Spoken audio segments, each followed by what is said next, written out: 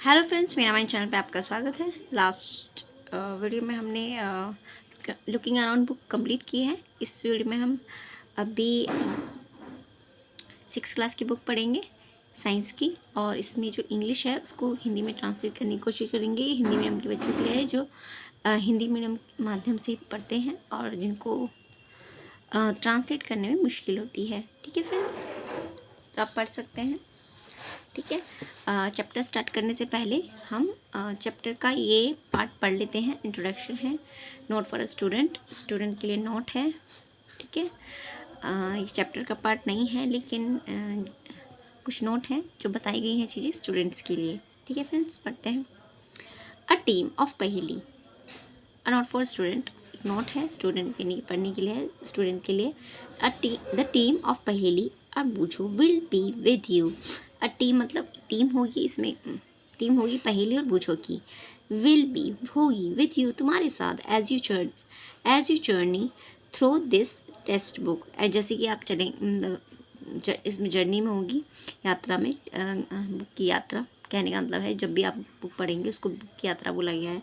You journey through के ज़रिए this text book, इस टेक्स्ट बुक के ज़रिए आप पहेली और बूझो से के साथ होंगे। They love to ask question, उन्हें पसंद है तुमसे क्वेश्चन पूछना। ऑल काइंड ऑफ क्वेश्चन, हर तरह के जो क्वेश्चन हैं, सवाल हैं, come to their mind, come माने आते हैं उनके दिमाग में। दे कलेक्ट दैम, वो उन्हें इकट्ठा करते हैं। इन देयर सैक, अपने बोरे में। सैक्स मतलब सैक माने होता है सैक्स माने होता है बोरा। समटाइम, कभी कभी। They may share some of this question, कभी कभी हो सकता है कि दे में हो सकता है शेयर करेंगे, यानी कि अपनी बात को रखें। दीज क्वेश्चन, इन क्वेश्चंस को, विद यू तुमसे। एज यू रीड, जैसे तुम पढ़ोगे, रीड थ्रू द चैप्टर के जरिए, मतलब उन क्वेश्चन को तुम्हारे सामने भी रखा जा सकता है। पहेली और बूझो are also on the lookout for answer to many question. पहेली पूछो, ऑल्सो माने भी, ऑन द लुकआउट मतलब खोजेंगे, निरीक्षण करेंगे, या फिर फॉर आंसर यानी कि वो भी खोजेंगे, ढूंढेंगे आंसर को। टू मेनी क्वेश्चन, बहुत सारे क्वेश्चंस के, यानी कि बहुत सारे सवालों के।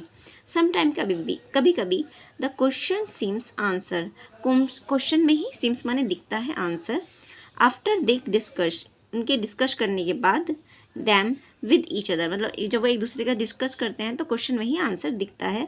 समटाइम, कभी कभी।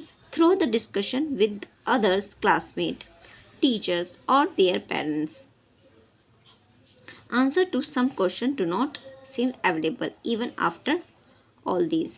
Sometime क्या होता है? Through the discussion के बाद, with other, दूसरे other classmate, टीचर के साथ, और अथवा their parents, अपने माता पिता के साथ। मतलब डिस्कशन करते हैं किसके साथ? पेरेंट्स के साथ, माता पिता के साथ और क्लासमेट्स के साथ।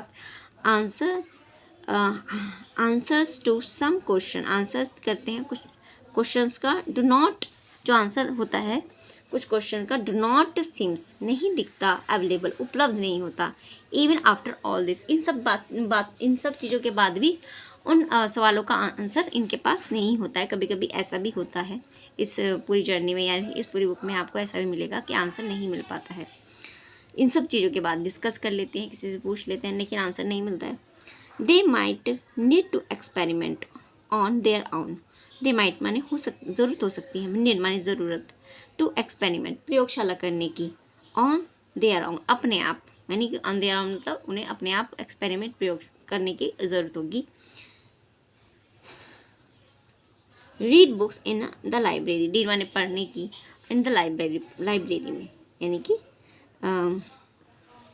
लाइब्रेरी पढ़ने की ज़रूरत होती है क्वेश्चंस के आंसर ढूंढने के लिए। Send question to scientist, send माने भेजते हैं कुछ क्वेश्चन साइंटिस्ट को।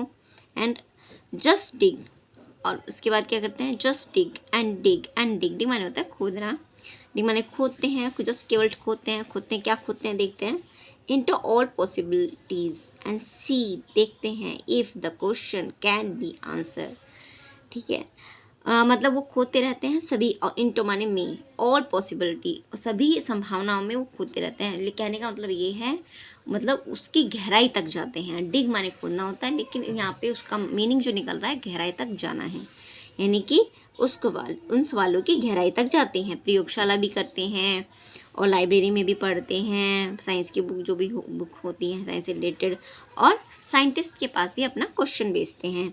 तो देखो कितनी खोज कर रहे हैं वो। द जस्ट डिग डिग डिग मतलब यानी कि उसकी गहराई तक जाते हैं।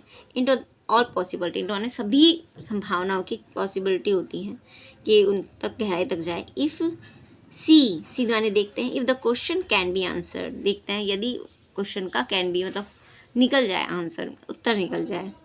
परहैप्स शायद they would carry some of the unanswered question in their sacks to higher class.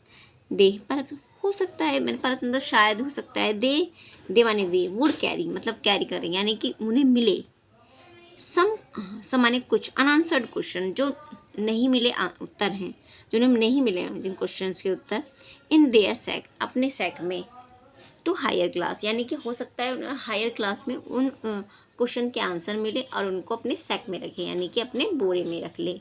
ठीक है फ्रेंड्स, आज के लिए इतना ही। अगली वीडियो में हम आगे का चैप्टर पढ़ेंगे और ये छोटा सा पैराग्राफ है, इसे भी अगली वीडियो में हम कंप्लीट करेंगे। ठीक है फ्रेंड्स, आज के लिए इतना ही।